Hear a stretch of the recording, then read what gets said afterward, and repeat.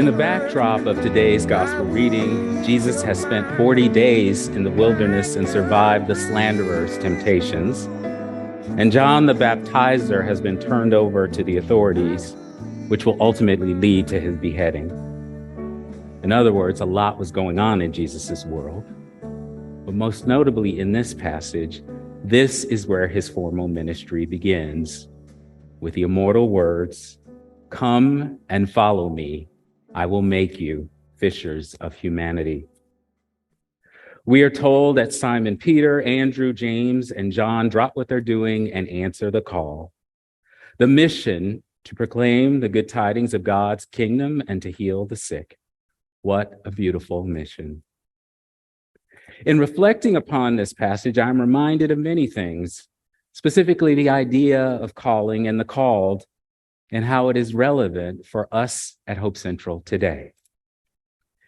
Case in point, nearly 5 years ago in 2018, we were invited to apply to be part of the Center for Practical Theology at Boston University School of Theology's Creative Callings Innovation Lab.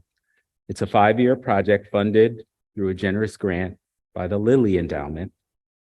The Innovation Hub's purpose is to connect congregations and the BU School of Theology's faculty for mutual learning and support, with the aims as they list: reflecting on what Christian calling means in our church, in our particular communities and contexts, naming the critical vocations, questions, challenges, and inspirations in our congregations and communities, discerning fresh paths and the language of vocation, seeking prophetic witness and action in these changing times, creating generative, contemplative, and collaborative space for envisioning new and creative ministries that support vocational discernment and living individually and communally, and launching, testing, and refining our ministries, contributing to new scholarship on vocation, congregational studies, spirituality, and church renewal, and last but not least, partnering in teaching and formation of new leaders and theological educators informed by the emerging wisdom of the Innovation Hub. So we answered BU's call, and so began our work, which provided us with the opportunity to discern our congregation's unique gifts, with the goal of landing on a specific focus that would form the basis of our work. This focus was to be our creative calling, if you will, and would guide our work for the duration of the grant period and beyond. Every call longs for an answerer, and answering begins a process that should yield results.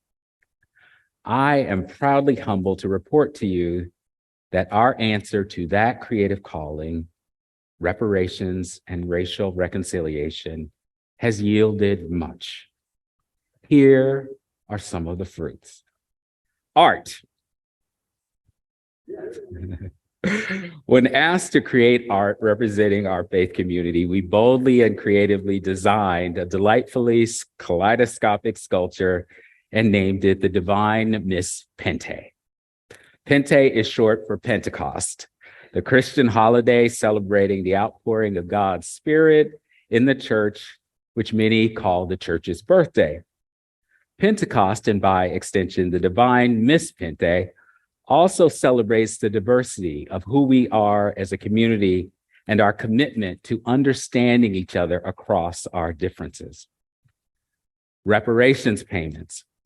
We've raised funds and cut checks to the descendants of enslaved Black folks in our congregation and continue to imagine how best to redress the chasm of economic inequity in our city and Commonwealth and nation. Education. We have embarked upon a continuous learning journey. For instance, the Racial Equity Institute's groundwater approach, phase 1 and phase 2 workshops. We've gone through the Seeing White podcast discussions and racial justice groups, just to name a few. All of these offerings have helped us develop a common understanding that serve as the foundation and rationale for our creative calling. Offering testimonies. With tremendous vulnerability and conviction, many of you have told stories about how you and your ancestors have materially benefited from white advantage, and as importantly, what you are doing to repair the breaches caused. Containers for healing. We are creating spaces where our Black and non-Black folks can speak openly and honestly about the toll racism has had on our lives and begin to reimagine a world without racism. On May 21st of this year, I proudly announced that we will host author Cole Arthur Riley, who wrote the amazing book, This Here Flesh, Spirituality, Liberation, and the Stories That Make Us. Cole will give us a good word that I hope will be healing balm for all of our souls. Documentation. We are curating resources and documenting our journey in what I have jokingly called our epistle of reparations, which when completed will serve as a living document for us and other faith communities embarking on their reparations callings. However, I would be remiss if I didn't lift up two documents that exist right now: our vocational statement and our statement on reparations, both of which I encourage you to read if you haven't already. I would also be remiss if I didn't publicly thank Abram Mims, Sari Morrow, Barbara McQueen, and others, all who played key roles in these sacred documents taking shape. Amen. The fruits of our calling speak to something that is critical for us to comprehend, something that today's gospel hints at, that calling is both an event and a process. We choose to answer the call, but that's only the beginning, because we have to do the remaining work. We have to remain faithful to our calling. A calling should bear fruit, the primary evidence that we are walking our talk. The calling is also communal. Jesus doesn't just stop with Simon Peter. He keeps calling others to join him in ushering in God's new realm. Today, the divine call persists because the world has many needs and breaches. You don't know how to answer the call? Then I want you to consider this question inspired by Frederick Buckner's definition of vocation. Where does your deep gladness meet the world's deep need? In that nexus, beloved, is the answer. There are few things in life that I'm certain of, but one thing that I know is that to discern our gifts and to use them in the service of love and justice are to answer yes to God's eternal call. Now, if all this sounds too metaphysical, and burning bushy, let me assure you that it needn't be. Candidly, I've often resisted the idea of calling because of my suspicion that we humans use God to justify all sorts of unsavory behavior. Consequently, I felt more comfortable speaking of a calling as a kind of magnetic attraction, a pull that which is most resonant with our unique skills and abilities. This felt like a more down-to-earth, this worldly explanation. To that end, I am reminded of a transformational experience I had when I worked for the American Heart Association. There, I met a wonderful woman, Dr. Monica Black, a consultant who specialized in a professional development tool known as StrengthsFinders. Taken from the field of positive psychology, the goal of the tool is to identify one's strengths or gifts in order to leverage them more skillfully. I had the opportunity to work extensively with her, hiring her to consult with me and my team. And while StrengthsFinders is not a spiritual tool in the narrow sense, it was easy for me to translate it into one. How? Because it reminded me of our confession, specifically that we are gloriously made. Think of it as original blessing rather than original sin. To begin from blessedness and giftedness is radical.